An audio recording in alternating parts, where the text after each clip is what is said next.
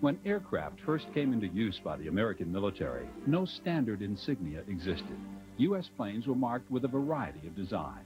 During World War I, Army aircraft stateside were using a star as an insignia. But in Europe, Army airplanes were marked with a rondelle. To add to the confusion, other Allied countries were using similar designs, and the only thing that distinguished one country's planes from another was the colors. In 1917, the Navy Department finally ordered one design for all of its aircraft. And taking it one step further, the War Department in 1919 ordered all U.S. military aircraft to adopt a circle and star design. A white bar was added during World War II, followed by a red stripe after the war. This completed the insignia that is still used today. The U.S. aircraft insignia, instantly recognizable the world over, and part of our American military heritage. As a people, Americans have always revered freedom and liberty. And when the times have demanded it, we have answered the call to defend these cherished values. Often, this vigilance has come as a result of personal sacrifice. We honor that sacrifice by honoring our veterans. This year and every year, America pays tribute to its veterans. In the early 1800s, the custom was for all men to be clean-shaven. It wasn't a law, it was just the custom of the era. But a Fitchburg, Massachusetts farmer named Joseph Palmer decided he wanted a beard. Or maybe he just hated shaving. All we know is that he grew a beard, a beautiful flowing beard. And his neighbors were outraged. So much so that he was denounced during sermons, stoned by angry citizens, and ostracized from community events. One day, a group of his neighbors got hold of him and tried to forcibly remove his beard. Mr. Palmer was determined to keep it and fought back. However, it was Palmer who was charged with assault, tried, and sent to jail. Joseph Palmer lived to become quite a local legend. And by the time he passed away in 1875, beards had become commonplace. Let's do lunch. Build a balanced meal and win. Please make your selections. And for an entree, for dessert. Meal breakdown: 1 meat, 2 vegetables, 1 grain, 1 dairy, 1 fruit. Good job. By choosing from each of the food groups, you get balanced nutrition, and that makes you a winner.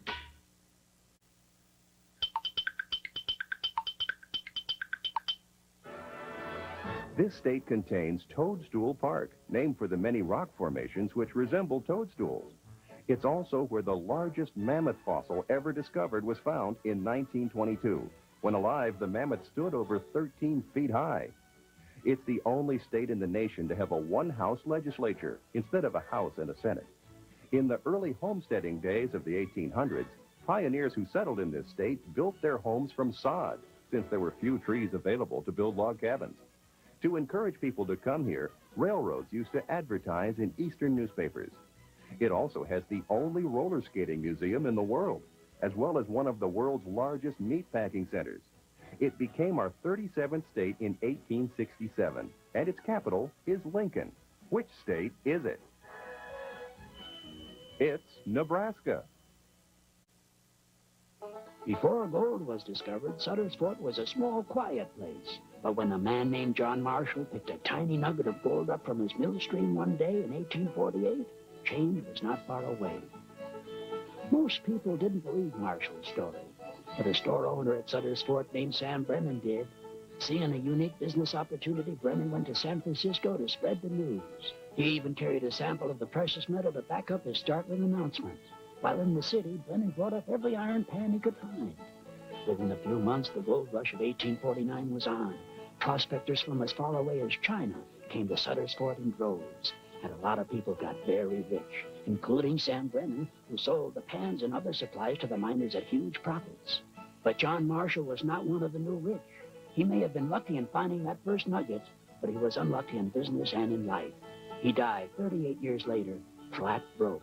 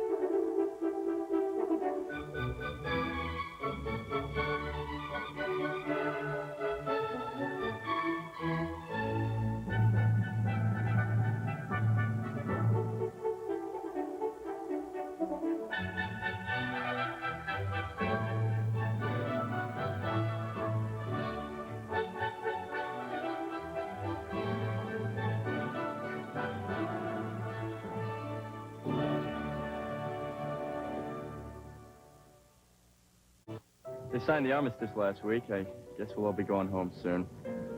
I can't stop thinking about a guy, though, who I wish was going with us. Frank Luke was an amazing flyer. He had a liking for observation balloons. The Germans put them up as spy platforms and as spotters during artillery strikes. They may sound like easy targets, but these things were guarded by Fokkers, machine gun nests, and anti-aircraft guns. But that never stopped Luke. They say he shot down 30 balloons in his first 18 days here, but the Germans were on to him. On his last day, they sent 8 Fokkers up after him. He still managed to destroy 3 balloons and 2 planes, but they finally hit his Spad. Even on the way down, he strafed a trench and took about a dozen ground troops with him. Eddie Rickenbacker called him the greatest fighting pilot of the war. That's also why they put him in for a Medal of Honor. Second Lieutenant Frank Luke, awarded America's highest military honor for his actions during World War I.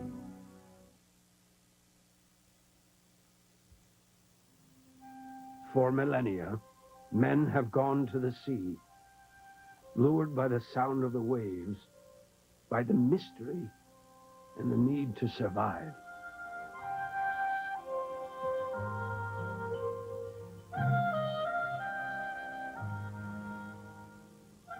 For centuries, small boats like these have ventured into the waters of the Georges Banks and Grand Banks off the coast of New England to fish for haddock, cod, and flounder. While their livelihood has been threatened by overfishing and large commercial fleets, these men and their small boats continue to be a thriving part of our American heritage.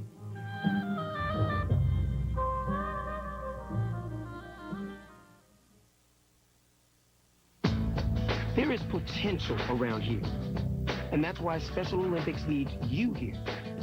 As an athlete, a coach, a volunteer, Special Olympics is training for life, and that means a lot around here.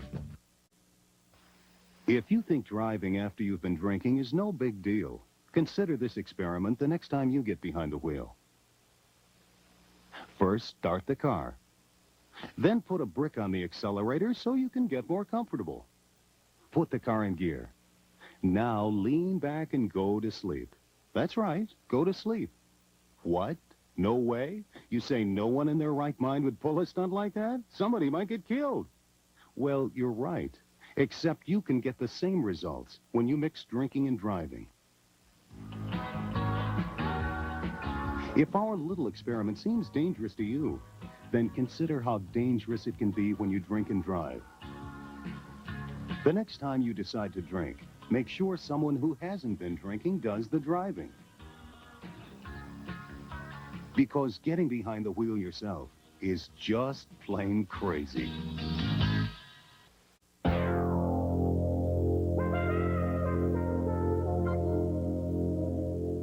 In the early 18th century, the Toll House Inn was well known for housing weary travelers.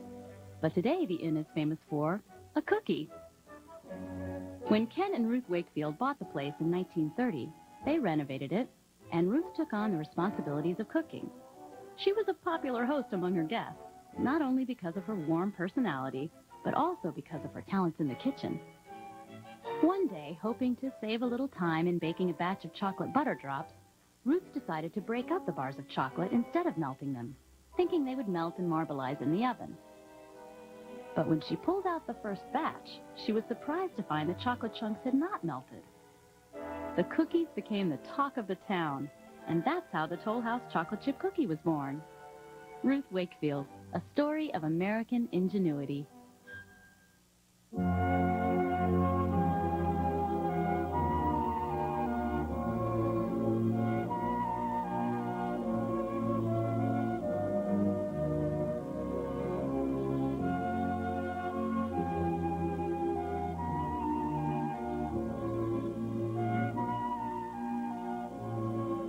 Veterans Day, November 11th, a day marked with pride for those who have served their country with honor. Sometimes there seems to be no hope for the future, yet in many situations, it only takes a little help to make the difference between hope and despair. Your combined federal campaign donations can put food into the hands of those who hunger, medicine into the hands of those who suffer, materials into the hands of those who need shelter, education into the hands of those who are illiterate. Won't you lend a hand? Please contribute to the CFC.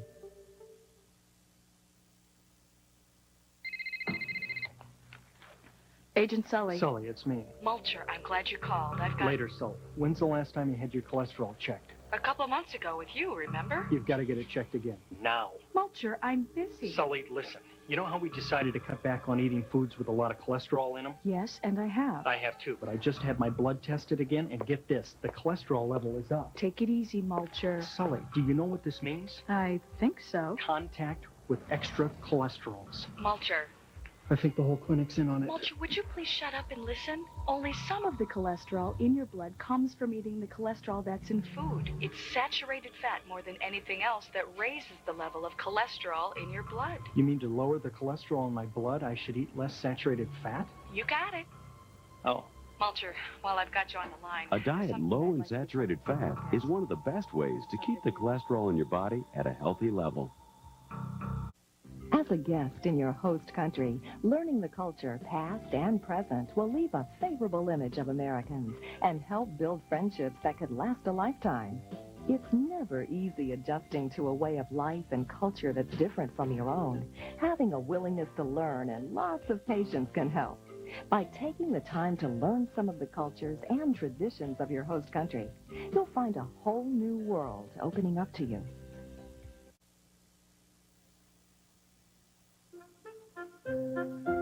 The ironclad Merrimack. It is a symbol of our 19th century industrial ingenuity. But while the pioneering warship served for less than a year, the river for which it was named has served America for nearly 300. To the early settlers, the Merrimack provided passage northwest into the New Hampshire interior, as well as fish and fresh water. In the early 19th century, its waters were harnessed to power the cotton mills of Lowell, Massachusetts, and the Industrial Revolution came to America. The Merrimack no longer drives the mills of Lowell, Lawrence, Nashua, or Manchester.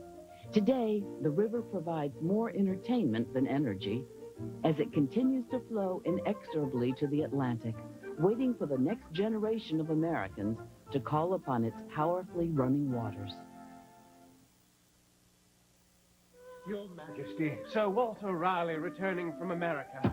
Get up, get up. What's in the trunk? Jewels? What jewels could compare with your ruby hair? Then it's gold. No gold could shine like your eyes. Cut to the chase, Wally, and open the chest. Your Majesty, I give you tobacco. What is it, some delicious new food?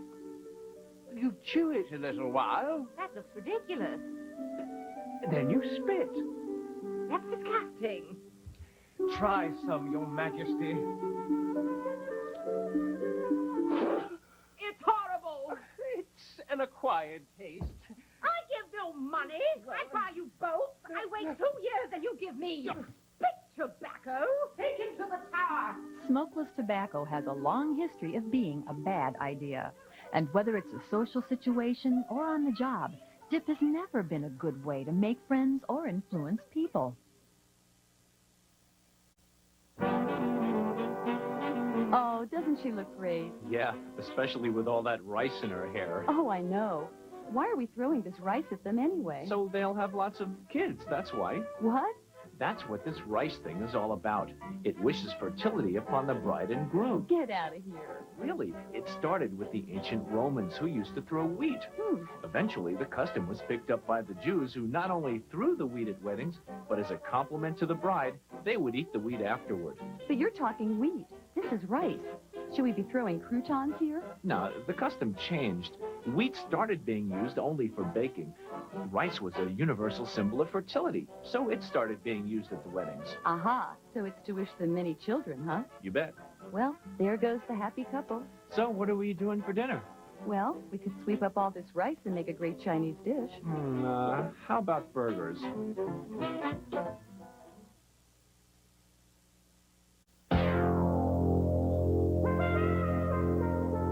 For many years, razor blades were made from a heavy V-shaped piece of steel sharpened on one side. In 1895, a traveling salesman named King Camp Gillette found himself standing before the shaving mirror with a dull razor in his hand. As he struggled through a difficult shave, an idea came to him. Gillette realized that by using a paper-thin wafer of steel, he might create a blade so affordable it could just be replaced whenever it got dull. Though steel experts and engineers said it couldn't be done, and even when creditors withdrew their support, Gillette never lost enthusiasm for his idea. In 1903, Gillette sold less than 100 razors, but the following year, sales neared 100,000. Gillette had revolutionized the way America shaved. King Camp Gillette, a story of American ingenuity.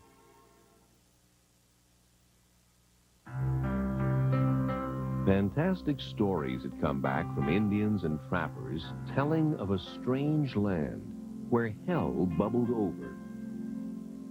But formal expeditions failed to locate this fabled place until 1872. Then the proof came east with William Henry Jackson's stunning photographs and Thomas Moran's beautiful canvases.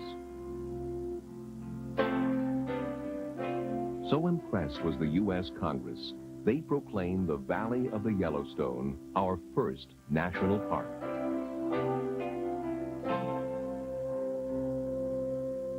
Yellowstone National Park began a tradition here in America of preserving our land's natural beauty for all generations to see and enjoy.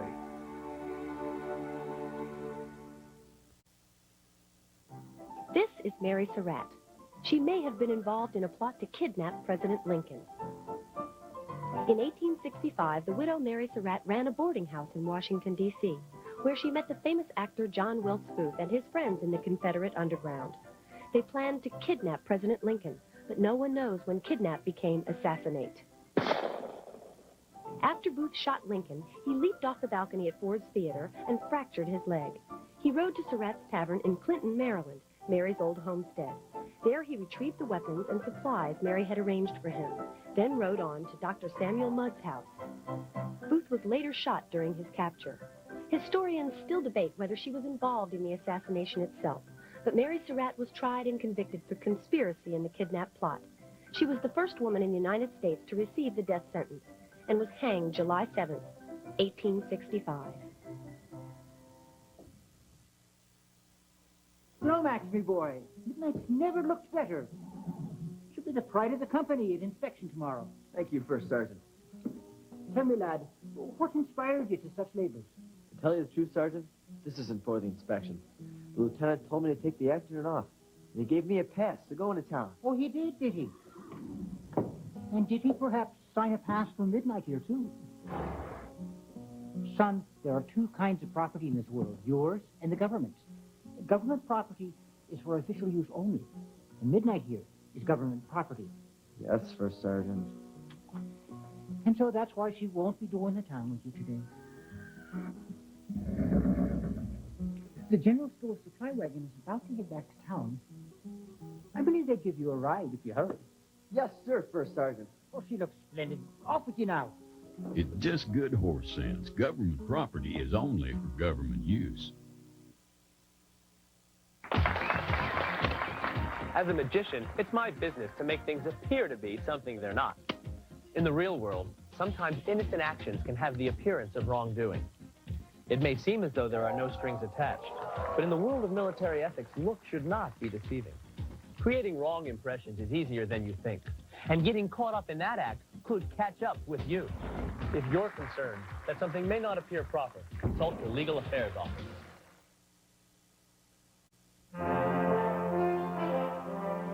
Lincoln Ellsworth was already a renowned American explorer when he joined his first polar expedition in 1924. From then on, he made polar exploration his life's work.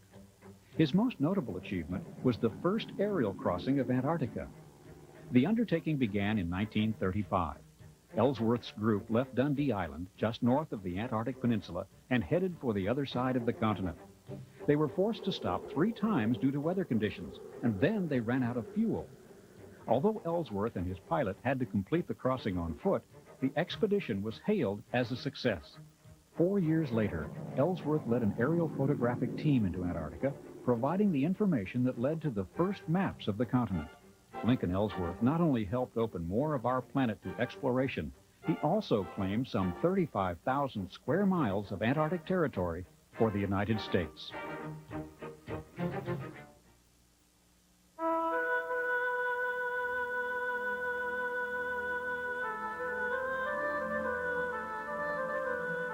Despoblado, the unpeopled place. This is the Rio Grande, just as it was 200 years ago. Then it was believed that only the native Indians could survive here for long. Running 1,855 miles, including the entire Texas-Mexico border, the Rio Grande has been dammed to a trickle along much of its length.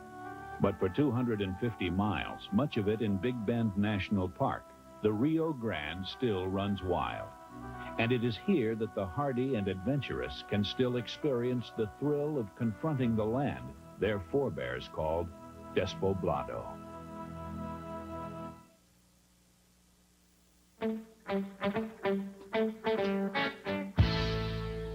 Of 4 sons born to Abraham and Mary Lincoln, only Robert lived to manhood. Fate, however, exacted an unusual price for his good fortune. Invited to Ford's Theater in 1865, Robert arrived to find his father mortally wounded. In 1881, Lincoln became President James Garfield's Secretary of War. In July, as Lincoln arrived to meet the president at a Washington train station, a madman ran up and shot Garfield in the back, fatally wounding him. In later life, Robert Lincoln became an influential lawyer. And in 1901, President William McKinley invited him to the Pan Am Exposition in Buffalo, New York. There, with Lincoln standing by, an assassin gunned McKinley down. Amazingly, Robert Todd Lincoln became the only man in history associated with 3 presidential assassinations.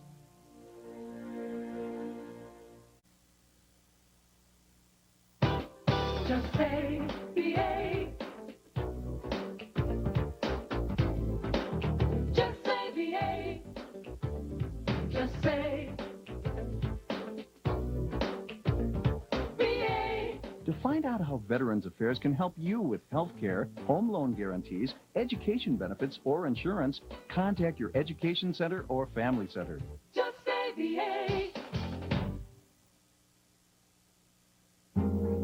What separates the boys from the men?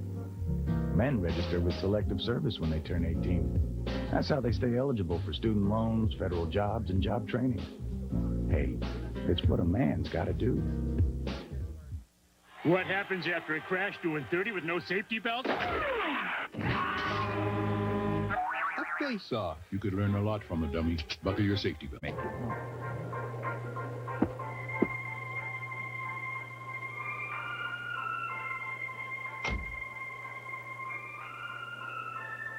Howdy, ma'am. The king. Give me a chicken enchilada, cottage fries, grilled cheese sandwich, a bacon, lettuce, and tomato double cheeseburger. Make me a peanut butter nana sandwich, too. Chicken fingers and one of them spicy big burgers. Do you want anything to drink with that? Yeah. Why don't you give me a diet soda? Trying to watch my weight.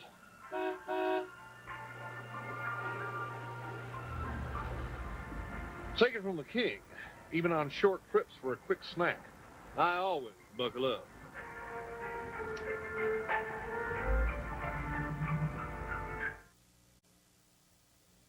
Everyday teenagers face decisions about drugs, relationships, even the thought of suicide with no idea where to turn for help, and parents have it just as tough.